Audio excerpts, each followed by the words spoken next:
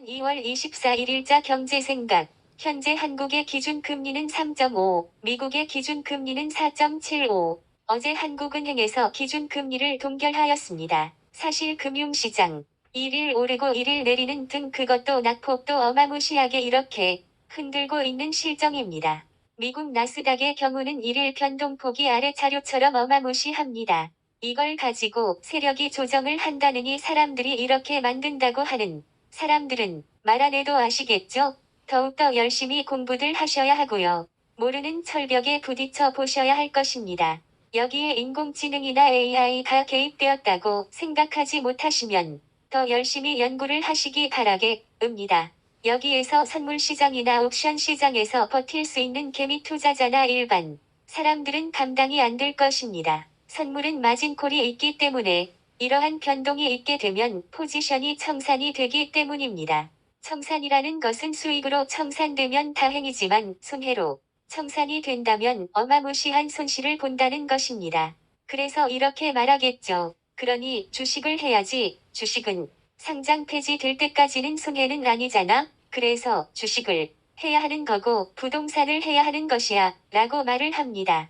그러면 저는 속으로 말합니다. 주식과 부동산만 하는 자신들의 눈이 한계라는 것을 모르는군. 이게 바로 편향된 광기라고 더욱더 생각되는구만. 그럼 난 이 사람들과 다른 방법으로 돈을 벌 수 있는 방법이 뭘까? 라고 생각을 하게 되는 것입니다. 어쨌든 이런 기준금리 같은 것은 전부 뉴스에 나오니 저는 뉴스에 나오지 않는 것을 말씀드리려야 하는 것이 인지상정이겠죠. 이제 미국과 한국의 금리를 생각해 보겠습니다. 한국 기준금리 3.50%, 미국 기준금리 4.75%. 전에도 말씀드렸듯이 금리 차이가 1% 이상이 나면 우리나라에 투자된 외국 자본들은 본국으로 돌아간다고 했습니다. 그런데 우리나라 한국은행은 이걸 모르고 동결을 했을까요? 결론은 알고 있다는 것입니다.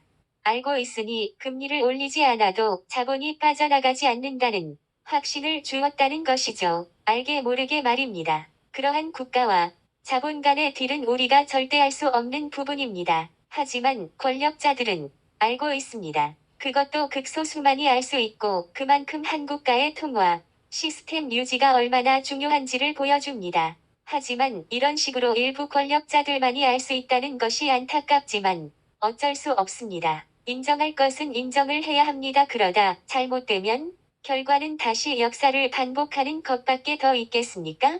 여기에 미국 국채 수익률 3개월 정책 금리는 4.87%p, 미국 국채 수익률 10년 금리는 3.94%p. 이해가 가시는지요? 미국 국채의 경우 3개월짜리가 저렇고 10년짜리가 저렇습니다.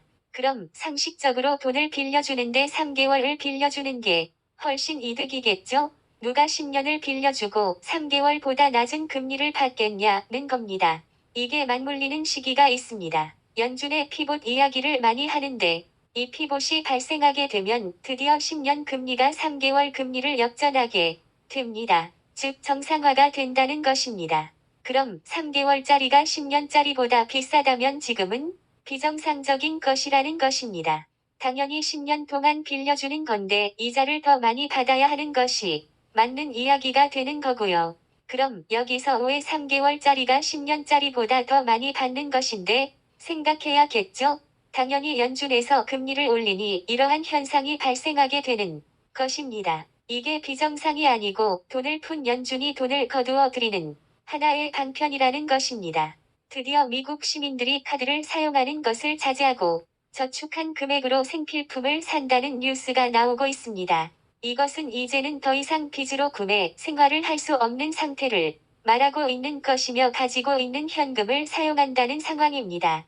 돈을 가지고 있는 것을 사용하고 그동안 빚으로 카드로 구매하던 물건들은 구매하지 못한다는 것은 당연히 다른 투자 상품은 더욱더 사지 못한다는 상황으로 보셔야 할 듯 합니다.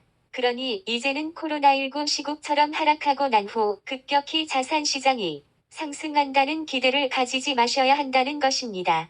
돈을 공급해줄 수 있는 연준이 지금 금리 컨트롤을 하기 위해 여력이 없다는 것입니다. 왜냐하면 그렇게 YCC 일드 커브 컨트롤을 하지 않으면 시스템 붕괴로 이어질 수 있기 때문입니다. 일본은 수십 년 전부터 하고 있는 실정이고요. 그렇기에 금리를 올려 물가가 잡혀야 하고 좀비 회사들에 대한 구조 조정이 자율적으로 이루어지지 않으면 강제적으로 이루어져야 한다는 것이죠. 그럼 연준이 그렇게 말하던 회사가 고용을 하지 않고 직원들을 해고하면 실업자가 많이 발생하게 되는 것이고요.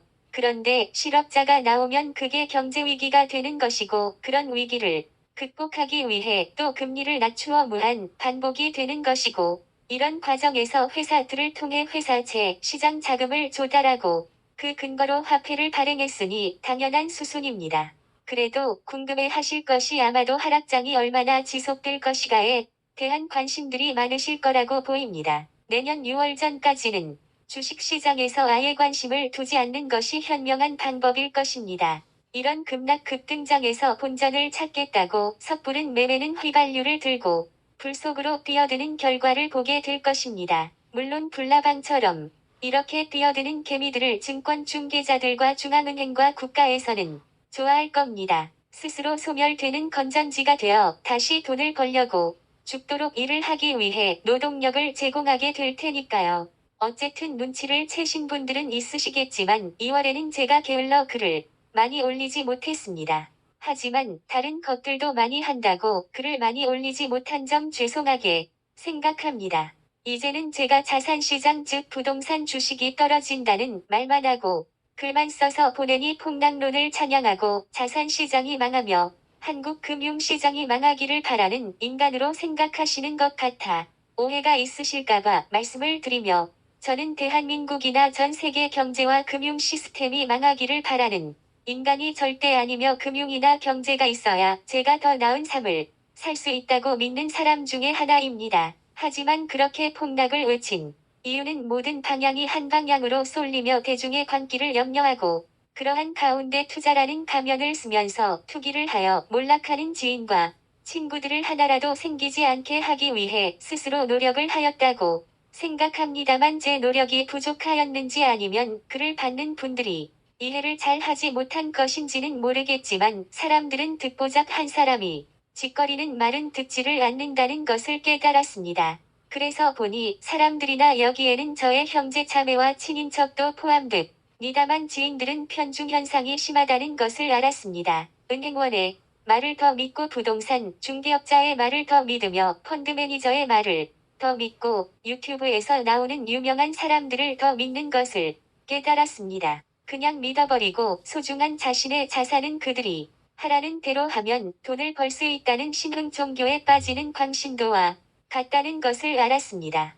그래서 제가 내린 결론은 이제는 이런 글들을 보내드리는데 읽지 않으시는 분도 분명히 계시리라고 봅니다. 그래서 이제는 글을 보내 드리고 난 후 이메일 시간에 삭제를 할 예정입니다.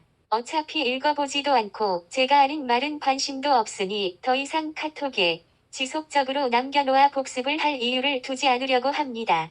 사람들은 지나간 카톡은 절대 보지 않습니다. 경험상으로 이 글도 마찬가지로 어느 순간에 지워질 것입니다. 물론 관심을 가지고 찾기를 바라는 분들은 찾을 것으로 예상이 되나 그런 분들은 과연 한 손으로 다 꼽을 수 있을 것입니다. 세상에는 다양한 것의 진리라는 것이 있습니다. 그 가운데 20%의 법칙이 있습니다. 100명이면 20명만이 관심이고 20명 중에서 4명만이 실행에 옮긴다는 것입니다. 그러니 한 손바닥에 5개 솔랑망한 사람들이 함께 가는 것으로 알게 됩니다. 모든 자산은 등가 교환입니다. 하나를 주면 하나를 잃는 겁니다.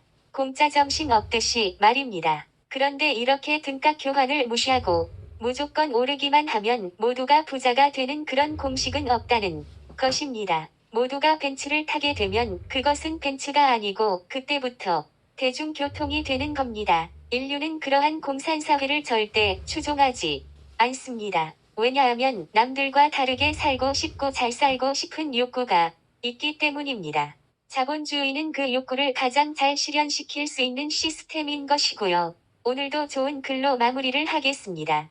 변하지 않는 것에 견딜 수 있는 끈기를 주시고 변하는 것에 대해 알 수 있는 지혜를 갖게 해주시길. 로마의 황제 마르쿠스 아우렐리우스